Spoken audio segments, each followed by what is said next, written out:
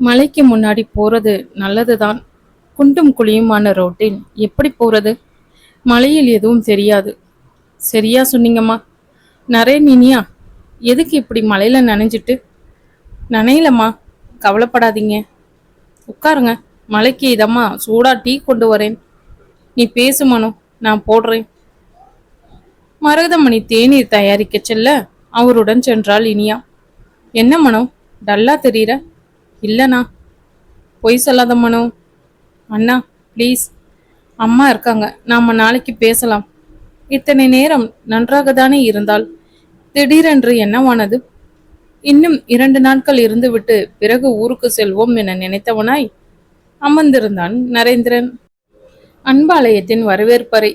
இன்னைக்காவது மழை இல்லாம இருந்திருக்கலாம். முகுந்தன் கவலை கொள்ள, பாவம் பிள்ளைங்க சந்தோஷமா பேசிட்டு இருந்தாங்க. ராதா கணவரின் கூற்றை ஆமோதிக்க அவர்கள் இருவரும் இடையில் சென்று அமர்ந்தாள் மதுஸ்ரீ. அம்மா, உங்க பர்த்டேக்கு எனக்கு என்ன கிஃப்ட் கொடுக்க போறீங்க? ஏய், உனக்கா பர்த்டே? நீ தான் அம்மாவுக்கு கிஃப்ட் கொடுக்கணும் மது. பெரியவங்களுக்கு பர்த்டேனா அவங்க தான் நமக்கு கிஃப்ட் கொடுக்கணும் மதிக்கா. அது சரி. என்ன வேணும் என் செல்லக்குட்டிக்கு? உங்க பர்த்டே அப்போ உங்ககிட்ட கேக்குறேன்ப்பா. இப்போ அம்மா கிட்ட தான் கேட்கணும். என்ன வேணும் மது? அம்மா, நம்மெல்லாம் ஒரு வாரம் எங்கேயாவது டூர் போயிட்டு வரலாமா? மது, ஹோட்டலை விட்டுட்டு அதுவும் ஒரு வாரம் எப்படி மது? நீ தான் அடிக்கடி உன் ஃப்ரெண்ட்ஸு கூட டூர் போறியே மது. அப்புறம் என்ன? ஃப்ரெண்ட்ஸு கூட போனா போதுமா? நாம எல்லோரும் போகணும் மதிக்கா. மது ஆசைப்படுறா. நீங்க எல்லோரும் என்ன போயிட்டு வாங்களே மதி. இல்லப்பா, உங்களை விட்டுட்டு நாங்க எங்கப்பா போறது? அப்பா, பேசாம ஒரு வாரத்துக்கு அறுசுவைக்கு லீவு விட்டுடுங்க. அது சரி வராது மது. என்னம்மா? யோசிக்கலாம் மது. டூர் எல்லாம் போக முடியாது. பக்கத்துல எங்கேயாவது பிக்னிக் மாதிரி வேணா போகலாம். சரி, ஏதோ ஒன்று. தேங்க்ஸ்மா. என்ன சந்திரா, நீ ஏன் அமைதியா இருக்க? ஃப்ரெண்ட்ஸ் எல்லாம் போயிட்டாங்கன்னா? இல்லப்பா. துணு ஏன்பா வரல?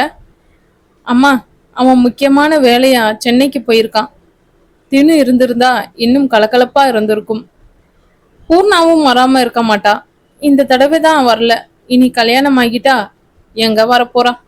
முகுந்தன் பூர்ணா பேச்சை எடுக்கவும் மதுச்சந்திரனும் மதுஸ்ரீயும் ஒரு பார்வை பரிமாற்றத்துடன் அங்கிருந்து நழுவினர். அம்மா, நான் போய் ட்ரெஸ் மாத்துறேம்மா. மதுஸ்ரீ, எனக்கு ஒரு ஃபோன் பண்ணணுமா? மதுச்சந்திரன். என்ன மதி, என்ன யோசனை? பூர்ணா பத்தி தாம்மா. அவளை பத்தி என்ன மதி? அம்மா, பூர்ணா பச்சு நடவடிக்கை எல்லாம் ஒன்றும் சரியில்லைம்மா. மதுச்சந்திரன் வரவேற்பு முதல் நடந்த அனைத்தையும் விவரித்து முடித்தாள் மதிவதினி. ஏன் இந்த பூர்ணாக்கு புத்தி இப்படி போகுது? முகுந்தர். என்ன மதி நீ? அவ சந்திரன் வாழ்க்கையில குழப்பம் பண்ணணும்னு பாக்குறா. நீ இவ்வளவு லேட்டா என்கிட்ட சொல்ற? நான் கண்டிச்சாலே ஒழுங்கா இருப்பான்னு நினைச்சம்மா. ஆனா அவ கேக்குற மாதிரி தெரியல. நான் பூர்ணா கிட்ட பேசுறேன். இனி அவன் சந்திரன் வாழ்க்கையில் தடையிட மாட்டாள். நான் முதலையே உங்ககிட்ட சொல்லி இருக்கணுமா. தப்பு பண்ணிட்டேன். நீ வருத்தப்படாதே மதி, நான் பாத்துக்கிறேன். நான் இவள் மீது அன்பை பொழிந்து கொண்டு இருந்தாள். இவள் என் பிள்ளையின் சிரிப்பை பறிக்க திட்டம் திட்டி கொண்டிருக்கிறாள். பாவம் மனம். இப்பொழுதுதான் வாழ்க்கையில் பூப்பாதையில் நடக்க தொடங்கி இருக்கிறாள். இவள் அதில் முள் தூவுகிறாளா? சாரிம்மா, நான் இன்னைக்கு இதை உங்ககிட்ட சொல்லியிருக்க கூடாது. உங்களுக்கும் மூட் அவுட் பண்ணிட்டேன். அப்படிலாம் இல்லடா. நீ போய் கண்ணனை எடுத்துட்டு வா. நான் கொஞ்ச நேரம் வச்சுக்கிறேன். சரிம்மா. தாயின் தலையிட்டால் பூர்ணா இனி எந்த தந்திரமும் செய்யாமல் ஒதுங்கி விடுவாள் என நம்பிய மதிவதனியின் உள்ளம் நிம்மதி கொண்டது. பீலைமேடு புதுநகரில் அமர்ந்திருந்த பூர்ணாவின் இல்லம். என்ன வடிவ இப்படி பண்ணிட்ட? பூர்ணாவை எதுக்கு அனுப்புன? 2 நாள்ல நிச்சயத்தை வச்சுட்டு. கனகவேல் பூர்ணாவின் தந்தை. நான் என்னங்க பண்றது? ராதா ஆண்டி பர்த்டே பார்ட்டிக்கு போயே தீருவன்னு ஒத்த கால நிக்கிறா. அவ பிடிவாத உங்களுக்கு தெரியாதா? நான் எவ்வளவு சொல்லியும் கேட்கல. போயிட்டு உடனே வந்துடணும்னு சொல்லி அனுப்பி வச்சேன். உடனே வந்துட்டாளா? ம். பார்ட்டி முடிஞ்சிருச்சு, வந்துட்டேன்னு முணங்கிக்கிட்டு போய் ரூம் கதவை சாத்திட்டா. ராதா இவளையும் அவங்க பொண்ணாதானே பாக்குறாங்க. அதான் அடம்பிடிச்சு போயிருக்கா. இவளுக்காக கொஞ்சமா அலைஞ்சாங்க. எப்படியோ ஒரு நல்ல வரன் அமைஞ்சது. படுத்துட்டா போல இருக்கு. ஆமாங்க, பசி இல்லைன்னு சொல்லி படுத்துட்டா. நாம போறதுக்குள்ள பார்ட்டி முடிஞ்சிருச்சேன்னு வருத்தமா இருக்கும். காலையில சரியாயிடுவா. வருத்தத்திற்கு மாறாக ஆத்திரத்தோடு அவள் அறையில் நடைபெற்று கொண்டிருந்தாள் பூர்ணா. எவ்வளவு தைரியம் இருந்தால் அந்த மனு என்ன பாம் என்று கூறுவாள்? இவளை நீச்சல் குளத்தில் தள்ளியிருக்க கூடாது, கிணற்றிலோ கடலிலோ தள்ளியிருக்க வேண்டும். நல்ல பொருத்தம்தான் இருவரும். அந்த சந்திரனும் என்னை பாமென்றுதானே கூறினான். இந்த தடியன்களை நம்பினது தப்பு. பணத்தை முதலிலேயே கொடுத்தது அடுத்த தப்பு. பணம் பறிப்போய் விடும் என்று பயந்துதான் மனு தப்பியதை மறைத்திருக்கிறார்கள் முட்டாள்கள். பூர்ணாவின் ஆத்திரத்திற்கு அணையிடுவது போல் ஒலித்தது கைபேசி. ஹலோ விமல். ஹாய் பூர்ணா. உடனே எடுத்துட்ட? நீயும் இன்னும் தூங்கலையா? இல்ல, இங்க ஒரு பிரச்சனை ஆயிடுச்சு, அதனால தூக்கமே போச்சு. என்ன பிரச்சனை விமல்? ஆபீஸ்ல தாண்டா. சரி பண்ணிட்டேன். இருந்தாலும் மனுஷங்க ஏன் இப்படி பொய்யும் ஏமாத்தமா இருக்காங்கன்னு வெறுப்பா இருக்கு. தப்பு செஞ்சுட்டு கொஞ்சம் கூட உறுத்தல் இல்லாம சாதாரணமா இருக்காங்க. எப்படிதான் முடியுதோ? பூர்ணா. ம், உனக்கு தூக்கம் வருதுன்னு நினைக்கிறேன். நீ படு. நாம நாளைக்கு நேர்ல பேசலாம். Good night, sweet dreams. சரி விமல், குட் நைட். அந்த குளிரிலும் பூர்ணாவிற்கு வியர்த்து கொட்டியது. அம்மா அரசியல்வாதி வீட்டில் சம்பந்தம் வேண்டான்னு சொன்னாங்க. 2 நாட்கள் ஓடி இருந்தன. வழக்கத்தை விட தாமதமாக வீடு திரும்பிய மதுச்சந்திரன் குடும்பத்தினர் அனைவரும் களைத்து காணப்பட்டனர். முகூர்த்த நாள் ஆனா நம்ம முதுகுதான் ஒடியுது.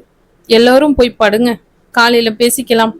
ஓய்விற்கு கெஞ்சிய கால்களை நகர்த்தி அவரவர் அறையில் தஞ்சமடைந்தனர் அனைவரும். பூர்ணா நிச்சயதார்த்தம் எப்படி நடந்துச்சா மதி? அத்தை எதுவும் சொன்னாங்களா? பூர்ணா முகம் கொஞ்சம் வாடி இருந்துருச்சுன்னு மட்டும் சொன்னாங்க சத்யா. அத்தை பூர்ணா கிட்ட பேசினாங்களா? அதுல பயந்துட்டாளா? இல்ல சத்யா, அம்மா நிச்சயம் முடியட்டும் அப்புறம் பேசலான்னு தான் சொல்லி இருந்தாங்க. அப்புறம் என்ன பிரச்சனை அவளுக்கு? தூங்குங்க சத்யா, நாளைக்கு அதை ஆராய்ச்சி பண்ணலாம். மதிவதனி களைப்பில் கண்மூட சத்யனும் விழி மூடினான். ஆழ்ந்த நித்திரையில் இருந்த மனோகரனின் அருகில் அமர்ந்தான் மதுச்சந்திரன். 2 நாளா என் பட்டு கூட சரியாவே பேச முடியல. Sorry honey. நெற்றியில் முத்தமிட்டு அவள் அருகில் படுத்து அணைத்து கொண்டு உறங்க முற்பட்டான் மதுச்சந்திரன். நேரம் வேகம் எடுத்து ஓட நிசப்த இரவில் மட்டும் சப்தம் மட்டும் பேசிக்கொண்டிருந்தது. மனோகரனின் மூடிய விழிகள் கண்ட காட்சிகளை தாங்காமல் இதழ்கள் சப்தமிட்டன. சந்தர், சந்தர் என மெலிதாக தொடங்கிய அவள் அழைப்பு உயரத் தொடங்கியதில் மதுச்சந்திரனின் உலகம் களைய தொடங்கியது. தூங்குடா என தட்டி கொடுத்தபடி மதுச்சந்திரன் துயில்வதை தொடர, சந்தர் போகாதீங்க. பூர்ணா, சந்தரை விடு. சந்தர், சந்தர். ஹனி. பூர்ணாவின் பேர் கேட்ட நொடியில் மதுச்சந்திரனின் உறக்கம் பறந்தோடியது. சந்தர் போகாதீங்க, அவ உங்களை ஏதாவது பண்ணிடுவா. என் சந்தரனை விடு. சந்தர். ஹனி, கண்ணை திறந்து பாருடா ஹனி. சந்தர், சந்தர். மனோகரனின் விழிகள் திறக்க, உன் சந்தர் உன் பக்கத்துல தான் இருக்கேன், நல்லா இருக்கேன் பாரு. அவன் தலை, நெற்றி, கன்னம், தோல் என தொட்டு பார்த்த மனோகரன் கணவனின் கழுத்தை கட்டி கொண்டு தேம்பினாள். அவ உங்களை கடத்தி அடைச்சி வச்சு அந்த 2 பேரும் உங்களை அடிச்சு ரத்தம் என் புடவையெல்லாம். சந்திரன். பூர்ணா, பூர்ணா. மனைவியின் கூந்தலை வருடியபடி, அதெல்லாம் கனவு ஹனி. உன் சந்தர் நல்லா இருக்கேன் குட்டி. சந்தர், சந்தர். என்ன கண்ணா இது? கனவுக்கெல்லாம் யாராவது இப்படி அழுவாங்களா? அதுவும் என் ஜான்சி ராணி அழலாமா? கனவில் இருந்து விழித்த மனோகரனின் அணைப்பு இருக அவளை தட்டி கொடுத்தபடி பல நிமிடங்கள் அமர்ந்திருந்தான் மதுச்சந்திரன். நீ அந்த பூர்ணாவே நினைச்சிட்டு இருந்தியா? அவளை எதுக்கு ஹனி நீ நினைக்கிற? சந்தர், சொல்லுடா. விலகி அவன் முகம் பார்த்த மனோகரணி, நான் உங்ககிட்ட பொய் சொல்லிட்டேன் சந்தர், என்னை மன்னிச்சிடுங்க சந்தர். பொய்யா? என்ன குட்டி சொல்ற? நான் அன்னைக்கு எந்த ஃப்ரெண்டு வீட்டுக்கும் போகல சந்தர். பூர்ணா தான் என்னை கடத்தி. ஹனி, உடைப்பட்டதோ அக்காதலன் இதயம். நான் உங்ககிட்ட மறைச்சிருக்க கூடாது, என்னை மன்னிச்சிருங்க சந்தர். ஏதாவது பேசுங்க சந்தர். சந்தர். ஹனி, பூர்ணா அந்த அளவுக்கு போயிட்டாளா? அவ அதுக்கு மேலேயும் போயிட்டா சந்தர். ஹனி, அத்தை பர்த்டே பார்ட்டி முடிஞ்சப்போ பூர்ணா வந்து அவ என்ன ஸ்விம்மிங் பூல்ல தள்ளி விட்டுட்டு போயிட்டா சந்தர். ஹா! வார்த்தை வெளிவர மறுக்க அவன் இதய துடிப்பின் ஸ்ருதி தப்பியது. சந்தர், நீங்க பயப்படாதீங்க ப்ளீஸ். மனோகரணி கணவனை நெருங்கி அணைத்து கொள்ள அவன் கரங்களும் எழுந்து அவளை அணைத்தன. அவ்வணைப்பு நீடிக்க நீடிக்க இயல்பு நிலைக்கு மீண்டாள் மதுச்சந்திரன். என்னை விடுகனி. சந்தர், அவன் குரலில் தெரிந்த வேறுபாடு அவளை அச்சுறுத்த, நான் உங்களை விடமாட்டேன் சந்தர். நீங்க எங்கேயும் போகக்கூடாது. நீங்க எனக்கு பண்ணி கொடுத்த ப்ராமிஸை மறந்துட்டீங்களா? என்னடா பேசுற நீ? அது சின்ன விஷயம். இப்போ பூர்ணா செஞ்சிருக்கிறது அவ செஞ்ச தப்புக்கான பலனை அவ அனுபவிக்கணும். உள்ளத்தில் கோபம் சுழன்றடித்த போதும் மனோகரனின் கைகளை மென்மையாக விலக்கிவிட்டு படுக்கையிலிருந்து இறங்கினான் மதுச்சந்திரன். நில்லுங்க சந்தர். அவ ஏன் அப்படி ஒரு தப்பு செஞ்சா சந்தர்? என்னை கடத்துற அளவுக்கு பூர்ணா ஏன் போனா? அப்படி என்ன கோபம் அவளுக்கு? பூர்ணாவுக்கும் உங்க மேல என்ன கோபம்? உங்களுக்கும் அவளுக்கும் என்ன பிரச்சனை சந்தர்? எழுந்தவன் அப்படியே அமர்ந்து தன் தலையை பிடித்து கொண்டான். பின் ஒரு முடிவுக்கு வந்தவனாய் நிமிர்ந்து மனோகரனின் முகத்தை பார்த்தான் மதுச்சந்திரன். மனோ, உன் மனசுல எந்த சுமையும் ஏத்தக்கூடாதுன்னு தான் நான் இதெல்லாம் உன்கிட்ட சொல்லல. என்ன சந்தர் சொல்றீங்க? பூர்ணா என்ன பண்ணா? அனி, உன் பெட்டிங்க காலி பண்ண வச்சது பூர்ணாதான். அவ அப்பா பேரை சொல்லி உங்க ஓனரை மிரட்டி உன்னை காலி பண்ண வச்சிருக்கா. சந்தர், இவளுக்கு ஏன் என் மீது இத்தனை வன்மம்? ஒன்றும் தெரியாதது போல் எப்படி நடித்திருக்கிறாள்? செல்வா அங்கதானே இருக்கார். அவருக்கு எப்படியோ தெரிஞ்சிருக்கு. என்கிட்ட சொல்லி கவனமா இருக்க சொன்னார். அப்புறம் ரேகா வந்ததும் அவளுக்கு வசதியா போச்சு. உன் மனசை கலைக்க பார்த்தா அது முடியல. உடனே அடுத்த திட்டம்.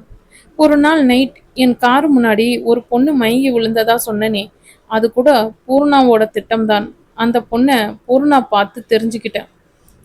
சந்தர், அப்போ அந்த ஃபோன் டார்லிங்குன்னு கொஞ்சினது நான் ராங் நம்பர்னு நினைச்சேனே, அதுவும் அவ வேலையா தான் இருக்க ஹனி. உன் கண்ணுக்கு நான் தப்பாவனா தெரியணும்னு, நீ என்னை வெறுக்கணும்னு, அதுதான் அவளோட திட்டம் ஹனி. இவள் சூழ்ச்சி வலையை பின்னிக்கொண்டே சென்றாள். என் சந்திரனின் பொறுமை தீர்ந்து போயிருக்குமே. இவ இவ்வளவு பண்ணியும் நான் மதிக்கா வார்த்தைக்கு மரியாதை கொடுத்து ரொம்ப பொறுமையா இருந்த மனோ. ஆள அவ என் பொறுமைய சோதிச்சு பார்த்துட்டான். சந்தர், அவ அந்த பூர்ண அவங்கள என்ன சொன்னா சந்தர்? மனோகரணி குரலில் விரவி இருந்த கடுமையும் பெரிய கண்களில் வெளிப்பட்ட கோபமும் கலைந்து கிடந்த கூந்தலுமாயிருந்த அவள் தோற்றமும் அனலாய் கொதித்த மதுச்சந்திரன் நெஞ்சத்தில் பனிமலையாய் மாற்றியது. முதன் முறையாக என் கண்ணம்மாவின் கோபம் முகம் காண்கிறேன். அதுவும் எனக்காக வந்த கோபம். இங்க வா குட்டி என அழைத்து மனைவியை தன் தோளில் சாய்த்து கொண்டான் மதுச்சந்திரன். அவ உங்களை ரொம்ப கஷ்டப்படுத்திட்டாளா சந்திரன்? சில முட்டாள்கள் இப்படிதான். கண் முன்னாடி அழகா இருக்கிற ரோஜாவை விட்டுட்டு வாடி வதங்கி இருக்கிற தாமரைய கொண்டாடுறாங்க. பூர்ணாவின் வார்த்தைகள் மதுச்சந்திரன் காதில் எதிரொலித்தன. நம்ம ஐஸ்கிரீம் பார்லருக்கு அவளோட ஜால்ரா கூட்டத்தோட வந்து ஜாடை பேசுவா ஹனி. நான் கண்டுக்காம விட்டேன். அப்புறம் அவ வரதில்ல. பூர்ணாவுக்கு என்னதான் பிரச்சனைன்னு யோசிச்சப்போ பூர்ணா என்ன விரும்பி இருப்பாளோன்னு சத்யாவுக்கும் ஒரு சந்தேகம். எனக்கும் அதுல நம்பிக்கை இல்லை. இருந்தாலும் பூர்ணா கிட்ட பேச போனேன். பதின் பருவத்தில் மதுச்சந்திரன் மீது ஏற்பட்ட ஈர்ப்பு அவன் சமையல் கலையில் காட்டிய ஈடுபட்டால் நீர்த்து போனதே மறந்தவளாய் தன் முன் நின்ற மதுச்சந்திரனே துச்சமாய் பார்த்தாள் பூர்ணா. உன்னை மாதிரி ஒரு சமயக்காரனை விரும்புறதுக்கு நான் என்ன முட்டாளா? இல்ல உன்னை அக்கா மாதிரி? வேண்டாம் பூர்ணா. ஒரு வார்த்தை என் அக்காவை பத்தியோ சத்யாவை பத்தியோ நீ பேசினாலும் முயன்று தன் கோபத்தை கட்டுப்படுத்தினான் மதுச்சந்திரன். உங்ககிட்ட போய் பேச வந்த பாரு, என்ன சொல்லணும். எங்க அன்பாலயத்தோட நெழல்ல நிக்கிறதுக்கு கூட தகுதி இல்லாதவ நீ. நீ ஒரு நச்சு பாம்புன்னு தெரியாம என் அம்மாவும் அப்பாவும் உன் மேல அன்பை கொட்டுறாங்க. நாங்களும் இத்தனை வருஷம் நட்பு கெட வேண்டாம். இரண்டு குடும்பத்திற்கும் மனஸ்தாபம் வர வேண்டாம். எடுத்து சொன்ன புரிஞ்சுக்குவேன்னு பொறுமையா இழுத்து பிடிச்சிட்டு இருக்கோம். எதுக்குமே ஒரு எல்லை இருக்கு பூர்ணா. உன் சதி திட்டத்தை எல்லாம் மூட்டை கட்டி வச்சுட்டு உன் அப்பாவுக்கு தகுந்த பொண்ணா இருக்கப்பாரு. தாமதிக்காமல் பேசிவிட்டு நகர்ந்த மதுச்சந்திரன் மீண்டும் நின்று குரல் உயர்த்தாமல் கோபத்தை வெளிப்படுத்த பூர்ணா முகத்தை பார்த்தான். வாடியே இருந்தாலும் என்னோட தாமரைக்கு எந்த வெள்ளை அருளியும் ஈடாகாது. பக்கத்துல கூட வர முடியாது. விழி அன்பையும் வார்த்தை அன்பையும் ஒரே நேரத்தில் ஏய்ந்து விட்டு நகர்ந்தாள் மதுச்சந்திரன். வெள்ளை அருளி தெய்வத்திற்கு சமர்ப்பிப்பதும் பூர்ணாவின் குரல் கிரீச்சிட, அந்த தெய்வமே குடிகொண்டிருப்பது தாமரையில் பூர்ணா. சந்திரன் பூர்ணாவின் கத்தலை பொருட்படுத்தாமல் விடுவிடு என்று நகர்ந்து மறைந்தான் மதுச்சந்திரன். தன் வார்த்தைகளை பூர்ணாவின் வன்மத்தை கூட்டி தன் உயிரானவளை துன்புறுத்த விட்டேன் என்பதை மதுச்சந்திரன் அறியும் நேரம் துகள்கள் ஆகும் அவன் காதல் நெஞ்சம். நிசப்தம் நின்று கொண்டே சென்றது. தான் உரைத்த விட்டு கேட்டு சிலையென அமர்ந்துவிட்ட மனோகரணியை கவலையுடன் பார்த்தான் மதுச்சந்திரன். என்னடா எதுவும் பேச மாட்டேங்கிற? சந்தர், என்ன யோசிக்கிற நீ? தயங்காம சொல்லு. சின்ன சின்ன தப்பு பண்ணிட்டு இருந்த பூர்ணாவை பெரிய தப்பு பண்ண தூண்டுனது நாம தானோன்னு தோணுது சந்தர். ஆமா சந்தர், பூர்ணா பார்ட்டிக்கு வந்தது உங்களை பார்க்க, உங்களை வருத்தி பார்க்க நினைக்கிறாளோனுங்கிற கோபத்துல நான் அவங்கள கடுமையா பேசிட்டேன். அதுக்கு அவ உன்னை தள்ளி விடுவாளா? கோவப்படாதீங்க சந்தர். உனக்கு மட்டும் நீச்சல் ஆத்திரம் கண்ணை மறைக்கிறதுனால தான் நிறைய குற்றங்கள் நடக்குது சந்தர். பூர்ணா கோபம் தீர்ந்து யோசிக்கிறப்போ நிச்சயம் தன் தப்பை உணர்வாங்க சந்தர். என் உயிரை பறிக்கணும்னு எல்லாம் அவங்க கனவுல கூட நினைச்சிருக்க பார்த்திருக்க மாட்டாங்க சந்தர். ஏதோ கொஞ்சம் சுருக்குன்னு பேசுவாங்க, மற்றபடி எதுவும் செய்ய மாட்டாங்க சந்தர். அளவில்லாத கோபத்திலையும் தன் திட்டம் பழிக்கலன்ற ஆத்திரத்திலையும் இருந்த பூர்ணா கிட்ட நானும் கடுமையா பேசி என்னை தள்ளி விடுற நிலைக்கு நான் அவங்கள தள்ளிட்டேன் சந்தர். நான் அப்படியெல்லாம் பேசியிருக்க கூடாது. உங்களை அவங்க பேசுனதுல நானும் பொறுமை இழந்துட்டேன். பூர்ணா கிட்ட உங்களுக்கு என்ன பிரச்சனைன்னு பக்குவமா கேட்டு இருக்கணும். மதுச்சந்திரன் எங்கோ வெறித்து கொண்டு இருப்பதை கண்டு, சந்தர், நான் பேசுறத கேக்குறீங்களா என்றாள் அவள் முகத்தை தொட்டு தன் புறம் திருப்பி. ஹனி, அப்போ அவ உன்னை கடத்தினதுக்கு காரணம் நானா? என்னோட பேச்சா? ஹனி, அவ உன்னை ஏதாவது சொன்னாளா? உன்னை அவ அடிச்சாளா? இல்ல சந்தர், பூர்ணா அவ்வளவு மோசமானவங்க இல்ல. நீ பார்க்குக்கு தானே போன ஹனி? பூர்ணா எப்படி அங்க வந்தா? நீ எப்படி அவ கூட கார்ல எப்படி தப்பிச்ச? சோமனூரில் இருந்து இங்க எப்படி வந்த? சந்தர், ரேகா ஒப்பிச்சதையெல்லாம் நான் நினைக்கல. அவ பேசுனதுல உங்ககிட்ட பழைய சிரிப்பு இல்லைன்னு சொன்னது மட்டும்தான் என் மனசுல பதிஞ்சது. நான் தான் அதுக்கு காரணம்னு என் மனசை என்னையே திட்டிருச்சு. எனக்கு தனிமை தேவைப்பட்டுச்சு. பார்க்ல குழந்தைங்க விளையாடிக்கிட்டு இருந்தாங்க. பெட்டிக்கு போயிடலாம்னு நடக்க தொடங்கின சந்தர். உரசுவது போல் வந்து நின்ற காரை கண்டு எச்சரிக்கையுடன் பின் நகர்ந்தாள் மனோகரணி. ஹாய் மனோ, எங்க நடந்து போயிட்டு இருக்க? உதட்டுகள் புன்னகைக்க பூர்ணாவின் உள்ளத்திலோ குரோதம் கொப்பளித்தது. செய்ய எண்ணிய காரியம் குறித்து இருந்த கொஞ்ச தயக்கத்தையும் மனோகரனின் உடை விரட்டி அடித்தது. காஷ்மீர் ஒர்க் செய்யப்பட்டிருந்த அந்த காட்டன் குத்தாவை கணவனுக்கு பிடிக்கும் என்பதால் அடிக்கடி அணிவாள் மனோகரணி. வெட்டிக்கு தான் பூர்ணா. இது உங்க காரா? கார் வேற ஏன் இருக்கிறது? எல்லாம் நம்ம கார் தான் மனோ. ஏறு, உன் பெட்டிக்கில இறக்கி விடுறேன். இல்ல பரவாயில்ல பூர்ணா, நான் போய்க்கிறேன். ஏன் மனோ என்கிட்ட முகம் கொடுத்து பேச மாட்டேங்கிற? என்ன விஷ் பண்ணணும்னு தோணலையா உனக்கு? அப்படியெல்லாம் இல்ல பூர்ணா. முதல்ல கார்ல ஏறுமனோ. இப்படி ரோட்ல நின்னுட்டு எவ்வளவு நேரம் பேசுவ? நான் விமல் போட்டோ காட்டுறேன், எனக்கு பொருத்தமா இருக்காரான்னு சொல்லு. வழியே வந்து பேசுபவளிடம் முகம் திருப்புவானேன். 5 நிமிடத்தில் போகிறேன் என்று காரில் ஏறினாள் மனோகரணி. எங்க இந்த பக்கம் பூர்ணா? கார் நேராக செல்லாமல் திரும்பவும், பூர்ணா ஷார்ட்கட்ல போறீங்களா என்றாள் மனோகரணி குழம்பியவளாய். உன்னை பார்த்தா பாவமா இருக்கு மனோ. ஆனா உன் புருஷன்? பூர்ணா, நீங்க என்ன சொல்றீங்க? ஒரு 24 மணி நேரத்துக்கு இந்த தாமரையை ஒளிச்சு வைக்க போறேன். உன் சந்திரனுக்கு 1 மணி நேரமே போதும் உன்னை பார்க்காம பைத்தியமாகறதுக்கு. ஆனா அவன் நாளெல்லாம் தவிக்கணும். அந்த தாமரை குளத்து முன்னாடி உட்கார்ந்து கண்ணீர் விடணும். அப்பதான் ஏன்? போதும் நிறுத்துங்க. என்ன உளறிட்டு இருக்கீங்க? உளறலா? கார் பாதை மாறி செல்வதை பார்த்தால் இவள் உண்மையாதான் சொல்கிறாளா? பூர்ணா, நீங்க என்ன பண்றீங்கன்னு தெரிஞ்சுதான் பண்றீங்களா? இதெல்லாம் எவ்வளவு பெரிய தப்பு தெரியுமா? உங்க அப்பாவை பத்தி யோசிச்சிங்களா? அனாவசியமா கவலைப்படாதே மனோ. இந்த விஷயம் வெளியில் போகாது. என்ன இவள் இவ்வளவு உறுதியாக சொல்கிறாள்? நாளைக்கு இதே நேரத்துக்கு உன்னை வீட்டுல விட்டுடுறேன். நீ என்ன சொல்றேன்னா என்னை பார்க் கடத்திட்டாங்கன்னு தெரியலன்னு சொல்ற. சொல்லலனா நான் உன் அம்மா கிட்ட போய், அம்மா அம்மா நேத்து உங்க ஊருக்கு போயிருந்தேம்மா, அங்க என்ன பேசுனாங்கன்னா உங்களுக்கும் பூர்ணா, நீ இவ்வளவு நாளா காப்பாத்திட்டு இருக்கிற ரகசியத்தை போட்டு உடைச்சிடுவ மனோ. சும்மா கத்தாம ஒரு நாள் அமைதியா இரு. உன்னை பத்திரமா வீட்டுல விட்டுடுறேன். மனோகரணி கார் கதவை திறக்க முயல மனோகரனின் கரத்தை விலக்கி தடுத்தபடியே மயக்க மருந்தை உபயோகித்தாள் பூர்ணா. காரை நிறுத்து, நான் இறங்குறேன். நான் சொன்னதெல்லாம் ஞாபகம் இருக்குல்ல? வழியில யாராவது கேட்டா என் தங்கச்சி உடம்பு சரியில்லைன்னு சொல்லு. மீறி ஏதாவது கேட்டா என் அப்பா கிட்ட வேலை செய்யறேன்னு சொல்லு. விட்டுடுவாங்க. சரிங்க மேடம். உன் நிழல் கூட அவன் மேல படக்கூடாது. நீங்க சொன்னபடியே நடந்துக்கிற மேடம். பூர்ணா இறங்கிக் கொள்ள மயங்கி இருந்த மனோகரணியை சுமந்து கொண்டு அவினாசி சாலையில் சீறி பாய்ந்தது அந்த கார். மூடி கிடந்த மனோகரனின் விழிகள் மெல்ல திறந்தன. திரைப்பாடல் ஒன்று அலறி கொண்டிருப்பதை கேட்டு ஒன்றும் புரியாமல் விழித்தபடி அசையாமல் படுத்திருந்தாள் மனோகரணி. கடந்த பல நொடிகளுக்கு பின் நினைவுக்கு மீண்டு தன் நிலையை உணர்ந்தாள் மனோகரணி. இந்த பூர்ணாவுக்கு பைத்தியம் பிடித்து விட்டது. என்ன காரியம் செய்து விட்டால்? மணி எத்தனை ஆயிற்று? 1 மணி நேரமாக மயக்கத்தில் இருக்கிறேனா? என் சந்தர் என்னை தேடுவானே, தவித்து போய்விடுவான். இல்லை, என் சந்தர் வேதனைப்பட நான் விடமாட்டேன். எப்படி தவிப்பது? இந்த கார் எங்கு செல்கிறது? தலையை லேசாக தூக்கி முன் இருக்கையில் பார்த்தாள் மனோகரணி. ஒருத்தன்தான் இருக்கிறான், சமாளித்து விடலாம். கடந்து செல்லும் மரங்களை பார்த்தபடியே தன் கைகளால் மெல்ல அசைத்தாள் மனோகரணி. செய்யும் குற்றத்தை எண்ணி கொஞ்சமும் நெஞ்சம் நடுங்காமல் காதை கிழிப்பது போல் பாட்டு.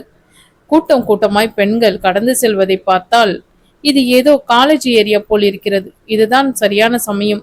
தன் தோளில் இருந்த துப்பட்டாவை எடுத்து காரோட்டி சுதாரிக்க முன் அவன் கழுத்தில் போட்டு இறக்கினான் மனோகரணி. ஏய், நிறுத்துடா காரை. விடு விடு, காரை நிறுத்துடா. ஐயோ, பஸ் வருது. காரை நிறுத்து, இல்லனா அந்த பஸ்ல விடு.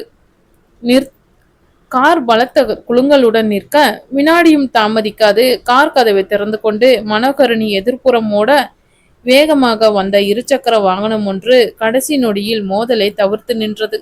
தடிமாறி சாலையில் விழுந்த மனோகரணியை சுற்றிலும் கூட்டம் கூட்டியது. அறிவில்லை உங்களுக்கு? இப்படிதான் நடு ரோட்ல ஓடி வருவீங்களா? நல்ல வேளை நிறுத்தின. பைக்கில் இருந்து இறங்கிய இளைஞன் கத்த, ஏமா இப்படி பண்றீங்க? இந்த பஸ் போனா அடுத்த பஸ்ல போக வேண்டியது தானே. அந்த பையன் நிறுத்தலனா என்னம்மா பண்ணுவ? ஆளாளுக்கு ஒன்றை சொல்ல மனோகரணி பார்வை எதிர்ப்புறம் பதிந்திருந்தது. கூட்டத்தை கண்டு ஓடிவிட்டான். தப்பி விட்டான்.